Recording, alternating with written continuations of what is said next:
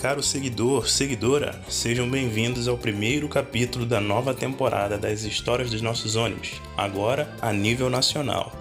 E neste capítulo inaugural, vamos conhecer a história de superação e perseverança do fundador de uma empresa que anos mais tarde veio a se tornar uma gigante no território brasileiro, a empresa Gontijo de Transportes. Esta história inspiradora teve início no ano de 1943, em pleno período da Segunda Guerra Mundial, na cidade de Carmo do Parnaíba, no interior de Minas Gerais. Abílio Gontijo, com apenas 19 anos, era motorista, cobrador e mecânico de sua jardineira Chevrolet comercial, operando a linha que ligava Carmo do Parnaíba a Patos de Minas, também no interior mineiro. Um baita desafio, haja vista que na época as estradas eram precárias, principalmente em dias de chuva, em que tudo era um lamaçal exigindo cuidado dobrado também na manutenção de sua única jardineira.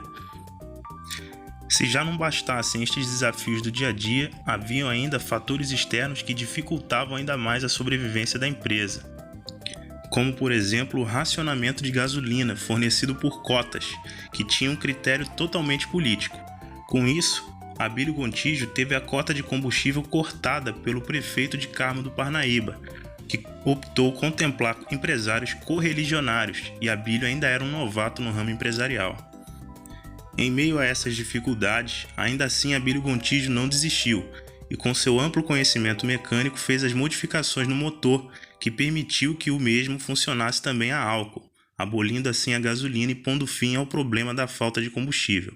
Ao final da guerra, enquanto outras empresas quebravam, a Gontijo sobreviveu, e Abílio se mudou para Patos de Minas, onde a empresa cresceu e adquiriu 3 novas linhas: Belo Horizonte, Patos de Minas via São Gotardo, Belo Horizonte, Patos de Minas via Três Marias e Patos de Minas, Pirapora. Para operá-las, a empresa aumentou a sua frota, já com ônibus da marca Chevrolet com carroceria metálica, mas ainda assim as dificuldades com as estradas precárias continuavam no caminho da Gontijo.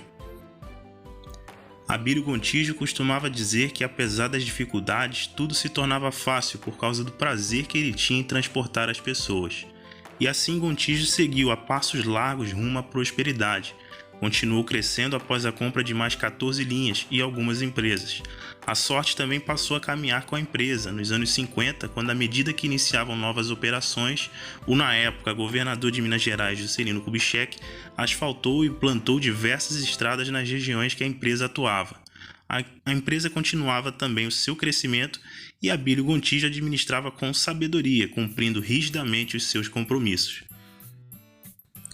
No ano de 1965, Abílio Gontijo mudou-se para a capital mineira, Belo Horizonte, instalando também a sua empresa na cidade, período no qual a Gontijo também adquiriu novas linhas, como a Belo Horizonte Teófilo Otoni e a Belo Horizonte Governador Valadares, além de outras linhas para o norte e nordeste de Minas Gerais, firmando sua atuação no Vale do Jequitinhonha. Neste trecho, as viagens já eram verdadeiras adrenalinas, principalmente em dias de chuva, devido às condições precárias das estradas de terra, sendo esta a região esquecida pelo governo que havia asfaltado outras regiões mineiras. O percurso, que em dias normais era feito em 7 horas e 30 minutos, em dias de chuva as viagens poderiam durar até 3 dias, isso porque os ônibus eram obrigados a dar uma volta muito maior. Era comum os motoristas levarem enxadas, também iriam Toyotas na frente dos ônibus, que levavam um pessoal equipado para reparar pontes de madeira, matar burros e consertar alguns trechos intransitáveis da estrada. Ainda na década de 60, a Gontijo chegava a mais uma área de atuação em Minas Gerais, adquirindo novas linhas no Triângulo Mineiro após incorporar a antiga Viação Santa Maria. A Gontijo já era uma das maiores de Minas Gerais, e a empresa daria um grande passo ultrapassando as fronteiras do estado e atendendo outros estados brasileiros. A primeira linha interestadual da Gontijo foi comprada pela empresa em 1974, que foi a Ituiutaba-São Simão. A sorte continuava ao lado de Abílio Gontijo, que no ano seguinte participou de uma licitação cuja forma de concorrência foi definida em sorteio pelo então DENER, Departamento Nacional de Estradas e Rodagem. A Gontijo ganhou o sorteio o direito de operar novas linhas, como por exemplo as linhas Bom Jesus da Lapa São Paulo, Belo Horizonte Salvador, Belo Horizonte Goiânia e a Belo Horizonte Campo Grande. Em 1981, após ganhar uma certa casca operando em linhas cada vez mais distantes, a empresa inaugurou o Parque Rodoviário Gontijo, localizado no bairro Engenho Nogueira, na capital mineira.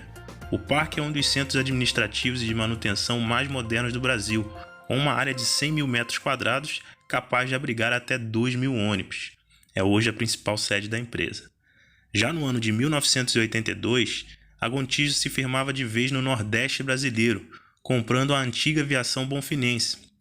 E assim a Gontijo iniciou suas operações nas linhas que ligavam o sertão nordestino para a região sudeste, como por exemplo as linhas São Paulo-Juazeiro, Rio de Janeiro-Petrolina, São Paulo-Euclides da Cunha, entre outras linhas interestaduais dentro do Nordeste, como por exemplo a Teresina-Petrolina.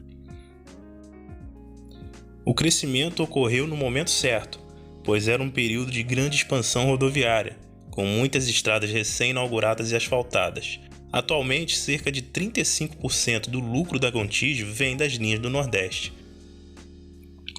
A década de 90 também foi marcada por crescimento na empresa mineira.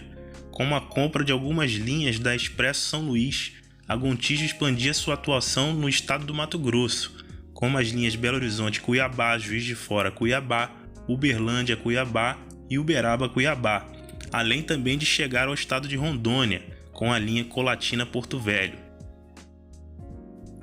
Em 1996, a Gontijo comprou a linha São Paulo-Belo Horizonte, inaugurando também uma garagem de apoio na cidade de Guarulhos, na Grande São Paulo, atendendo a demanda de frota da linha e de outras também que tinha como destino a cidade de São Paulo. No ano de 1999, a Gontijo realizou a maior compra de ônibus rodoviário da história da Scania, que foi a compra de 116 veículos, o que representava cerca de 10% da produção anual da montadora na época. No mesmo ano, a Gontijo recebeu o troféu Melhores do Transporte de 1998, na categoria Transporte Rodoviário de Passageiros. O prêmio foi realizado pela editora OTM e a Gontijo, ao longo de sua história, ganhou 5 vezes o troféu, além de ter ganho também o troféu Melhor entre as Melhores do Transporte, no qual ela superou outras empresas de todos os modais de transporte. Já nos anos 2000, mais exatamente em 2003, a Gontijo adquiriu mais uma empresa, a Companhia São Geraldo de Viação, que era uma gigante, possuía mais de 100 linhas interestaduais que cruzavam 15 estados brasileiros e uma frota de mais de 800 ônibus, sendo esta a maior transação já feita no ramo rodoviário. Após a compra da São Geraldo, a Gontijo transferiu a sede da nova empresa do grupo para a cidade de Contagem, na região metropolitana de Belo Horizonte, onde hoje fica o museu da empresa. A administração arrumou a casa quitando dívidas, reformando ônibus, mas não durou muito tempo. Em 2015, a NTT autorizou a incorporação da Gontijo a São Geraldo, medida esta que visava otimizar a estrutura e possibilitar a operação em maior escala. Atualmente fazem parte do Grupo Gontijo as empresas Viação Nacional, São Cristóvão e Aviação Continental. Em 2019, a Gontijo foi uma das vencedoras do prêmio FETRAN de qualidade do ar. Mesmo com uma frota extensa, a empresa se destacou no racionamento de combustível e na baixa emissão de poluentes no estado de Minas Gerais. Em 2020, a empresa também se rendeu à tendência de mercado e adquiriu os primeiros ônibus double-deckers de 2 andares na sua história. São 4 ônibus do modelo Comil Campione Invictus DD montados sobre o chassi Scania K440 8x2 Euro 5, que chegaram na empresa já no início de 2021 e iniciaram suas operações em fevereiro nas linhas São Paulo-Belo Horizonte e Belo Horizonte-Guarapari.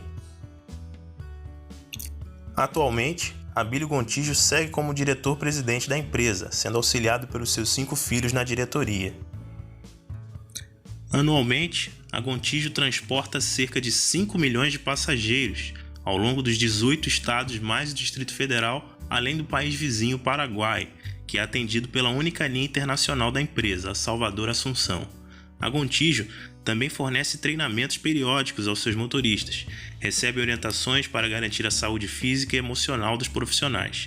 Antes de assumir o volante, o motorista passa por 10 dias de constante treinamento e 40 dias de acompanhamento feito por profissionais experientes do ramo.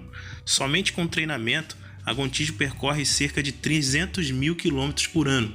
Tudo isso para garantir a segurança e o conforto dos passageiros durante as viagens, tendo em mente que o motorista não transporta apenas passageiros, mas sim vidas, sonhos e histórias.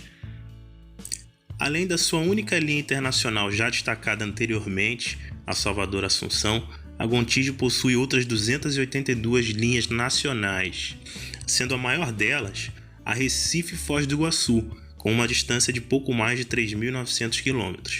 Dentre esta imensidão de linhas, podemos destacar algumas das suas principais rotas, como a São Paulo-Belo Horizonte-Guarapari, Belo Horizonte-Curitiba, Rio de Janeiro-Natal, São Paulo-Porto Velho, São Paulo-Fortaleza e a Natal-Salvador.